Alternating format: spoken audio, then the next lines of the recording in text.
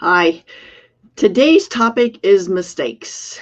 In particular, what do you do if you discover you've made a mistake on your tax return? Thanks for joining me today. This is Dee Dee Jones with Innovative Financial, bringing you thoughtful, helpful, hopefully sort of fun tips and tricks to keep your finances on track or just expand your knowledge around the world of finance. So today's topic is I have discovered that there is a mistake on my tax return, really a horrible feeling. And there's a variety of mistakes that can happen, timing of when they can happen, and it can be state or federal. So let's kind of talk about um, what do you do if you discover a mistake. So there's an actual situation that doesn't happen very often, but it's very valuable to know about. And that is if you discover a mistake on a tax return prior to the due date of the tax return, rather than waiting for a whole cycle of an amended return or fixing it on a future tax return, you can file what's called a superseding return. Now, these are sort of special. So if you filed in February and before the due date, you discover the mistake, you can actually refile that year and get it in, and the IRS will process it. Couple of things. It has to come in on the regular 1040 like you filed in the first place, and across the top, you need to write superseded return. Notice I said right across the top. That's because you're going to have to send in a paper copy. Now, the IRS, as we know, is a little short-handed, and paper copies takes a little longer for them to get to, but it beats waiting for what you're going to need to do in other ways to correct returns. If you find out that there's just a clerical error, mathematical error, you don't need to even do anything. The IRS catches those pretty well. And in this day and age of computer preparation, most of those are eliminated, but they can still happen. So you've discovered that there's a mistake. You actually do need to make a correction. What do? You probably will need to file a Form 1040X. It's going to work for Forms 1040A, 1040, 1040EZ, 1040NR, 1040NREZ. A lot of these don't even exist anymore, but it works for most of these. There's some special exceptions. If you have an unusual situation, be sure and talk with your tax advisor, but usually the 1040X is the form to use. Up until about July of this year, you could only file an amended return via paper. Now they're just starting, we haven't tried it yet, to allow electronic filing of amended returns, which should help everyone who has to file amended returns.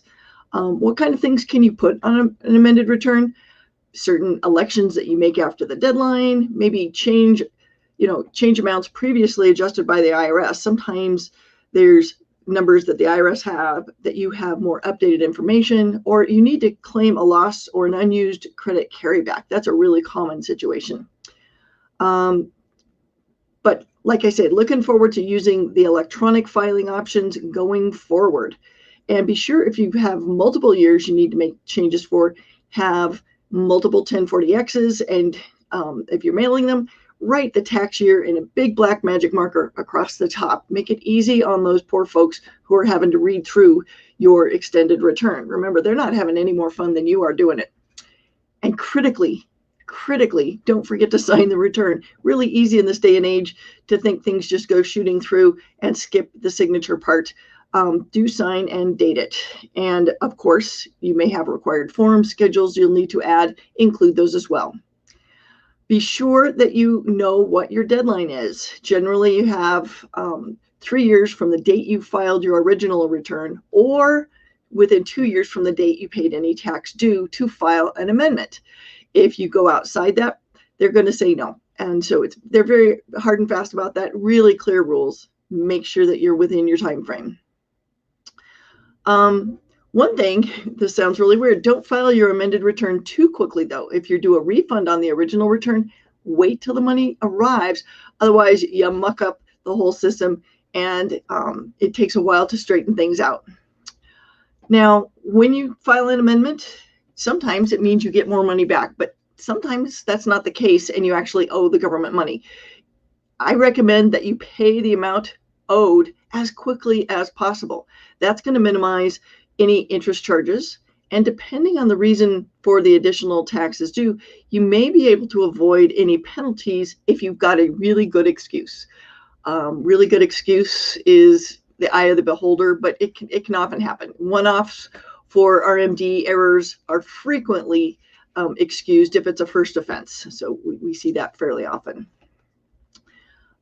Several ways to pay the tax due. If you owe the money, you can pay online, by phone, mobile device, cash, check, money order. Actually, on the 1040X instructions, there's a link you can click through that gives you a list of how to pay.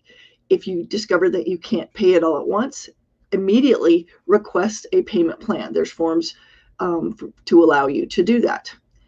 Something that's really cool now that you've filed your amended return is there's actually a place on the IRS site where you can track your amended return. Surprise, surprise, it's called Where's My Amended Return?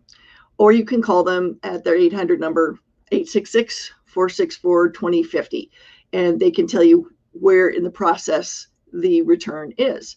Now, it can take up to 3 weeks from the date you mail it for it to actually show up in the system. And honestly, in this time of COVID, it might even be more than that. I know that they're still digging out from all sorts of paper returns at this point. And then an amended return can take 2 to 3 months to push all the way through the process. So we're not talking about anything that's going to be fast.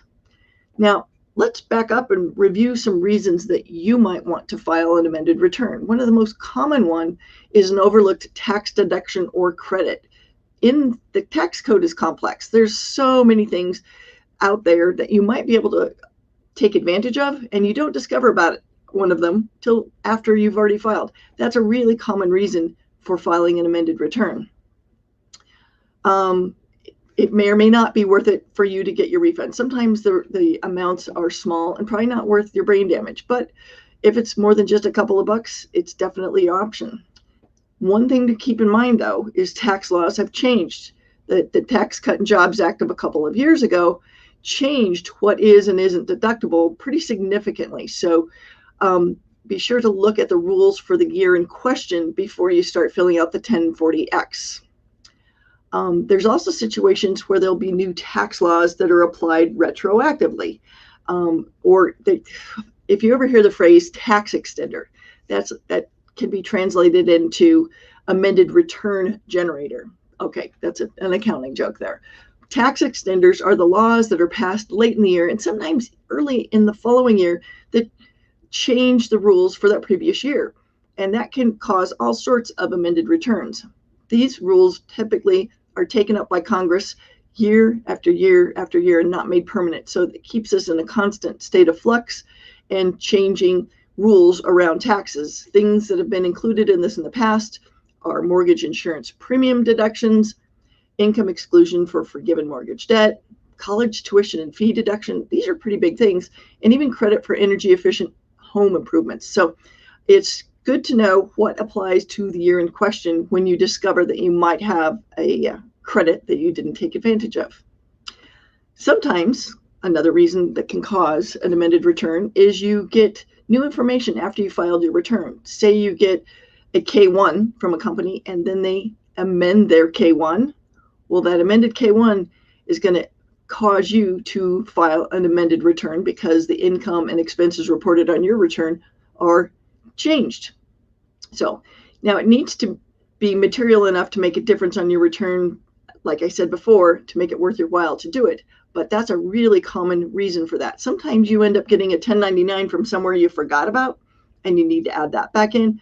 Or sometimes the IRS has one number and you have better information and you want to amend to make sure that the IRS is using the proper information. Always, of course, you're going to have to provide documentations to support any of those changes.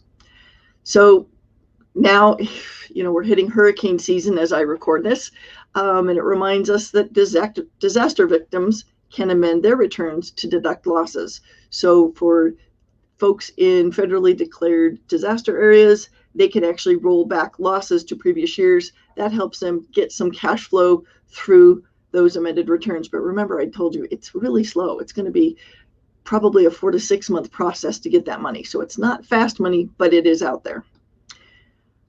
Now, if you do your own taxes, it's ideal if you do your federal return and your state return at the same time, but life is life. And sometimes you get the federal one done, and then you come around, you do the state, and you realize, oh, there was a big tax credit on my state return that I can take, but I'm going to have to change my federal one in order to take advantage of it. This is actually fairly common. That could trigger a desire to change that federal tax return. It's always important to have the federal tax return done before you start creating the state one, but there's certain tax management strategies that you can invoke when you're looking at the tax burden between the federal government and the state. So while we're talking about state and federal tax returns, remember that if you do change the federal tax return, it's probably going to affect your state return. So be prepared to do an amended return for your state as well. So probably not the most exciting topic today, but really important to know that if you find a change that needs to be made on your federal state income tax return, there's a time frame within which you can make those changes and ways to minimize interest and perhaps even avoid penalties. If you've got more questions on this or anything financial, feel free to reach out. We love helping out everybody who has financial questions. This is Dee Dee Jones with Innovative Financial. Thank you for joining us.